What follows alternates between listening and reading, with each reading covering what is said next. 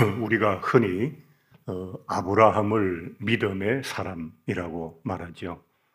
이삭은 순종의 사람이라고 말합니다. 그러면 야곱이란 이름 앞에는 어떤 수식어를 붙이는 것이 어울릴까요? 어떤 분은 야곱을 욕심의 사람이라고 하기도 하고, 또 어떤 분들은 야곱을 침노의 사람이라고 부르기도 하더라고요. 침노라는 말은 이렇게 뭐라고 침범하고 빼앗는다라는 뜻이잖아요. 침노와 가장 가까운 단어를 고르라면 아마 침략이라는 단어가 어울리겠죠. 야곱은 그렇게 욕심 많게 인생을 살아온 사람입니다. 형의 장자권을 자기의 것으로 결국은 만들어냈습니다. 물론 야곱만의 생각은 아니었지만 야곱은 거기에 동의를 했고 어머니의 인도를 따라서 그렇게 했습니다. 야곱은 또 외삼촌 라반의 집에서 아내를 구할 때도 이 순서대로 딸의 그때는 이 결혼이라는 것도 결국은 그 태어난 순서대로 하는 것인데 굳이 레아가 아닌 얼굴 예쁜 특별히 눈매가 아름다운 라헬을 아내로 삼기로 원하였고 첫날밤을 지내고 나서 아내가 바뀌었다는 사실을 알면 대부분의 사람들은 포기하고 그냥 살 텐데 야곱은 다시 7년, 도합 14년의 노동을 하면서 자기가 원하는 여인을 아내로 삼았습니다. 외삼촌 라반과 어떤 그 품삯을 계산할 때도 야곱은 특별한 방법을 동원해서 자기의 소유가 주인인 외삼촌의 소유보다 결코 적지 않도록 자기가 원하는 바를 다 이루었습니다. 야곱은 욕심 많고 성취욕이 강하고 자기가 바라고 원하는 것은 반드시 손에 넣어야 되는 그런 캐릭터를 가진 인물입니다. 그런데 성경은 이런 침노, 그러니까 빼앗고 침범하고 빼앗고 하는 이런 어떤 모습들을 그렇게 나쁘게 보시지는 않는 것 같아요. 마태복음 11장에 보면 예수님께서 어떤 말씀을 하셨는가 하니까 세례 요한의 때부터 천국은 침노를 당하나니 침노하는 자가 빼앗느니라. 그런 말씀이 있거든요. 그래서 무기력하고 무관심한 것보다는 좀 욕심이 있어 보이더라도 적극적이고 자신의 성취를 위해서 노력하는 그런 부분에 있어서 성경은 그렇게 나쁘게 보지 않고 오히려 약간 긍정적으로 보는 그런 시각이 있는 거죠. 그렇다면 야곱의 신앙에 있어서 무엇이 가장 문제일까요? 한마디로 이야기한다면 제 생각에는 하나님의 거룩한 축복을 인간의 속된 방식과 욕심으로 이루려고 하는 그 야곱의 잘못된 생각과 태도, 그게 문제가 아니었을까요? 하나님께서 에서와 야곱이 어머니 리브가의 태중에 있을 때 벌써 큰 자가 작은 자를 섬길 것이다 라고 하시면서 하나님의 어떤 뜻이 믿음의 계보가 에서가 아닌 야곱에게 있다는 사실을 말씀하셨어요. 그럼 야곱은 편안히 하나님의 약속을 어머니에게서 들었을 테니까 기다리면 될 텐데 어머니도 그렇고 야곱도 그렇고 조용히 그 하나님의 축복을 기다리기에는 너무 욕심 많고 성급했어요. 저는 야곱의 이런 욕심이 외가 쪽의 혈통으로 온 것이라고 생각을 해요. 어머니 리브가가 굉장히 욕심이 많았잖아요. 그래서 자기가 생각한 아들에게 장자권을 몰아주는 그런 모습을 보이죠. 어머니로서 공정한 모습은 아니죠. 근데 외삼촌 나반도 그러니까 리브가의 오빠지요.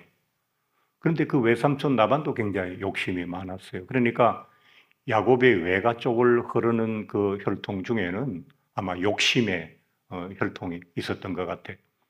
그런데 이제 이렇게 야곱이 하나님의 거룩한 축복을 인간의 어떤 속된 방법으로 이루려고 하다 보니까 속이고 빼앗고 그래서 늘 야곱은 도망 다니는 사람이잖아.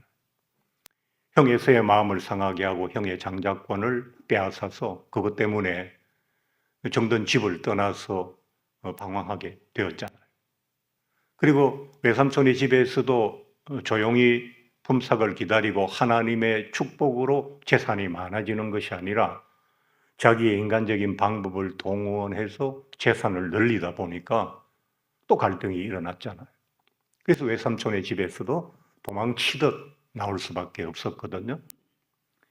우리가 이제 세상을 살아갈 때 하나님의 약속을 오래 기다리지 못하고 하나님의 거룩하신 축복을 인간적인 방법으로 이루어 보려고 하는 사람들이 의외로 많지요. 그런 삶을 사는 사람들에게 일어나는 가장 보편적인 공통적인 문제는 뭐냐 하니까 그 삶에는 갈등과 다툼이 늘 계속된다는 문제가 있는 거예요. 우리 삶이라고 하는 것은 지나간 과거의 사건이라고 우리는 잊어버리지만, 잘못 살고 잊어버리지만, 그 지나간 과거에 잘못 살았던 삶은 부메랑처럼 다시 나에게 나쁜 일로 돌아올 수 있거든요. 그래서 역사는 공전되고 삶은 반복되는 것이거든요. 그래서 갈등의 방식으로 삶을 살아가는 사람들은 늘 편안하지 못하고 하나님의 뜻이 내게 이루어지는 것이 아니라 억지로 하나님의 축복을 내 삶에 걸어 당기려고 하니까 결국은 누구하고 실험하는 거겠어요? 하나님과 실험하는 수밖에 없잖아요. 당연히 주시겠다고 하는 것은. 어머니가 아이를 위해서 지금 고구마를 잘 삶아서 지금 식탁 위에 올려놓았어요. 왜? 아직 그 고구마가 뜨겁잖아요. 금방 삶았으니까. 어머니는 이 고구마가 잘 식으면 아이에게 줄 거예요. 근데 성미 급한 아들이 엄마가 저 고구마를 삶았는데 왜 내게 주지 않을까? 혹시 나는 안 주고 형에게 다 주려고 저러는가 싶어서 그 뜨거운 냄비 뚜껑을 열고 만지면 어떻게 되겠어요? 손이 뜨거운 곳에 데이지 않겠어요? 야곱의 삶의 방식은 그렇다는 거죠. 야곱은 드디어 형 에서가 400명의 군사를 거느리고 자기를 만나러 온다는 소식을 들었어요. 얼마나 두려웠겠어요. 그래서 자기의 가족과 재산을 두 대로 나누어 가지고 한쪽을 치면 한쪽은 남겠지라고 하는 그 마지막 너무나도 좀 처절해 보이는 그런 방법까지 쓰면서 이 어려움을 피해 보려고 노력하고 있는 거죠. 그래서 모든 가족들을 강 건너로 보내놓고서 그는 강 이쪽 편 야복 나루에 지금 남아 있는 것이거든요. 거기서 야곱은 천사와 하나님의 사자와 혹은 하나님 자신이라고 해도 되겠죠. 그 하나님과 실험을 했어요. 오늘 큰 줄거리만 다 세세히 말하기엔 너무 시간이 많이 걸리니까 말씀을 드리는. 그때 그 하나님의 사자가 야곱의 환도뼈를 쳤어요. 환도뼈라고 하는 것은 정확하게 얘기하면 뭐냐니까 이제 그 우리 몸에 코아라는 게 있어요. 운동을 하시는 분은 코아라는 말을 아는데 수직으로 내려오는 척추와 수평으로 그 척추를 유지하는 그게 뭐냐면 우리 이제 양쪽에 있는 그 골반뼈, 좌골이라고 하는 거 있잖아요. 이렇게 나팔처럼 양쪽에 생겨가지고 그거는 가로 기둥이에요. 척추는 세로 기둥이에요. 그게 만나는 지점, 배꼽을 중심으로 해서 허벅지 위쪽과 배꼽 약간 위쪽에 명치까지 있는 그 부분을, 그 마른 목골에 우리 몸을 코아라고 하거든요. 그 코아에서 모든 힘이 나와요.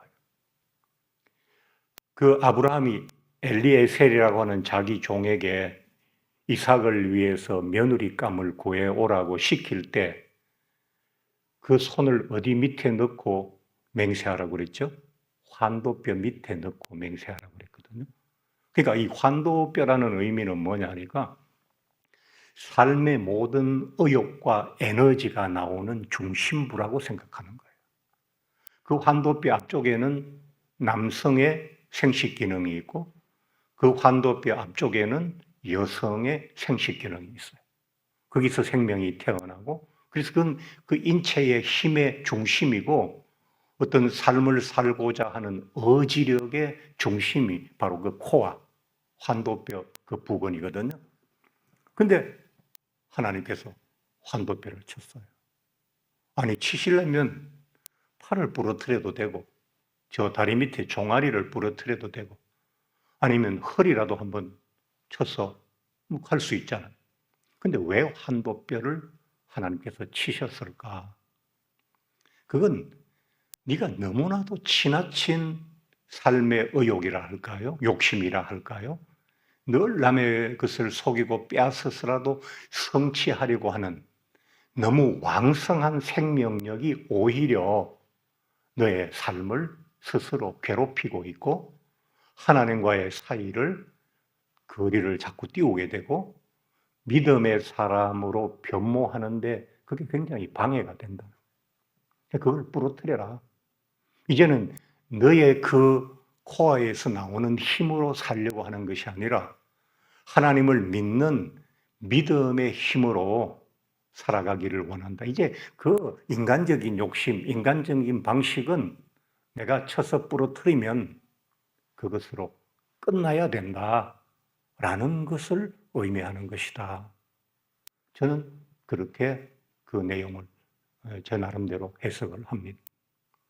자, 이제 야복이라는 왜 하필이면 하나님께서는 야곱과 야복 나루에서 실험을 하셨는가? 야곱이 붙들고 나를 축복하지 않으면 절대로 놓지 않겠습니다 하고 또 인간적인 어떻게 하든 하나님에게 매달려서 복을 하나님께서 약속하셨잖아요. 미리 오늘 본문에 네가 셀 수 없는 모래같이 네 후손이 많게 하리라고 약속하셨다고 자기 입으로 야곱이 고백했어요. 그래 놓고서 또 인간적인 방법으로 매달리는 것으로 고집으로 그 축복을 받아내려고 할 때 하나님 이제 그만해라 하고 환도뼈를 쳐서 그의 의지를 꺾으셨죠. 그러면 그 사건을 왜 하필이면 야복 나루에서 했느냐라는 겁니다. 그건 야복강이라는 야복의 그 이름의 뜻에 들어있어요. 야복이라는 그 야복 나루잖아요. 야복강이잖아요. 그 야복이라는 단어의 뜻이 뭐냐 하니까 흘려보낸다. 아니면 쓰레기통 같은 걸 뒤집어서 비울 때 비워낸다. 그런 뜻이거든요. 그럼 하나님은 지금 야복 나루에서 야곱에게 무엇을 흘려보내고 무엇을 비워내려고 하시는가?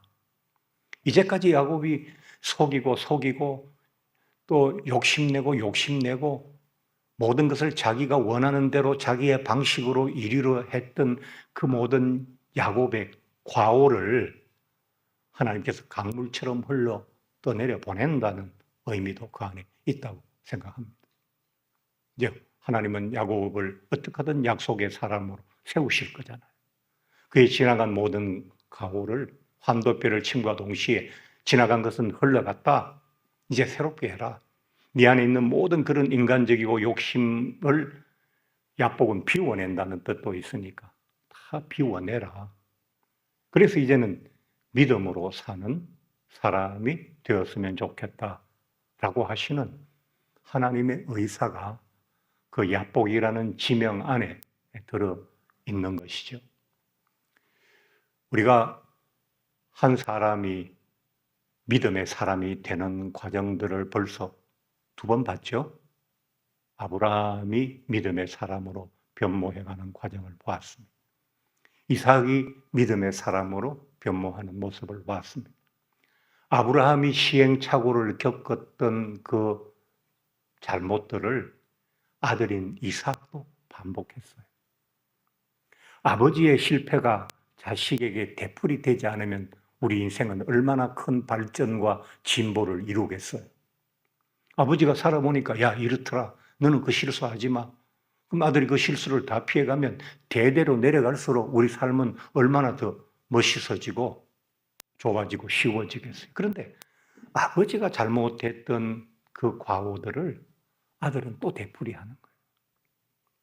아들이 잘못했던 그 가오들을 손자는 또 되풀이하는 거예요. 그래서 우리 인생이 고민스러운 거잖아요. 그것은 우리에게만 고민스러운 것이 아니라 우리를 믿음의 사람으로 인도하시는 하나님께도 너무나 되풀이되는 인간의 연약함인 것이거든요. 그러나 하나님은 아브라함에게 지치지 않고 이삭에게 지치지 않고 또 이 욕심 많은 야곱에게 지치지 않으시고 야곱도 믿음의 사람으로 인도해 나가시고 있는 신실하신 하나님이심을 우리에게 보여주고 있는 것입니다.